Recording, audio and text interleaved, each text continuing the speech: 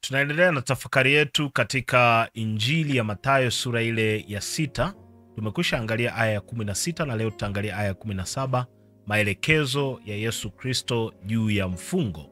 Na tunaposoma katika aya ya 17 tunaandikiwa maneno haya: bali wewe ufungapo jipake mafuta kichwani, unawe uso. Haya maneno yanatupa mwangaza wa tofauti na vile ambavyo tumeona taswira ya mfungo katika hali ya kawaida ya Agano la Kale, ambao ulikuwa ni kujipaka majivu. Kwa vyovyote watu wote watajua kwamba umefunga. Ilikuwa ni kuvaa magunia, kulala kwenye magunia. Kwa hiyo kila mtu akutazamaye anajua kabisa ya kwamba huyu yuko katika kipindi cha maombolezo, yuko katika kipindi cha mfungo, yuko katika kipindi cha saumu. Lakini maelekezo ya Yesu anasema, bali wewe ufungapo jipake mafuta kichwani, unawe uso. Manake muonekano wa mwili wako uwe katika hali ya kawaida. Usikae katika hali ambayo italeta maswali kwa watu ili wapate kujua. Na kama nilivyokuambia ya kwamba mambo mengi ambayo Yesu anaelekeza yafanywe kwa siri, ndipo mtu atakuwa na nguvu ya kuweza kuonekana. Lakini sisi miili yetu inatamani sana tuanze kuonekana mapema sana. Yani ukitaka tu kufunga basi watu wote wajue kwamba umefunga. Kama utakuwa umefuatilia utaona siku ya Jumatano ya Majivu wote tulikimbilia kuweka kwenye status.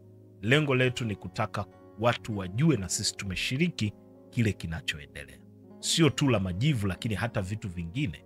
Imefika mahali hata tukiwa ibadani basi tunajipiga picha vile tunavyoomba, ili watu wapate kuona kwamba na sisi tu waombaji. Lakini hapa Yesu anataka ubaki kwenye hali ya kawaida ya muonekano ambao watu hawatajua kwamba umefunga.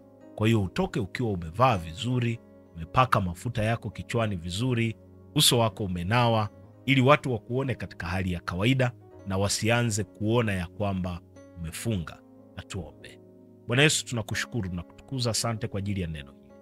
Jalie mtumishi wako huyu afanye yote mbele zako kwa siri, pasipo kujionyesha kwa watu, kama unavyotoa maelekezo katika Agano Jipya kwa neno la kinywa chako mwenyewe, ya kwamba mtu afungapo basi ajipake mafuta kichwani na kunawa uso wake.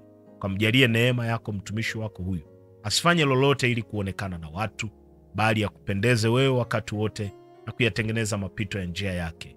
Katika jina la Yesu Kristo mwana wa Mungu aliye hai. Amen. Mungu akubariki sana. Asante kwa kuungana nasi kwenye kipindi hiki.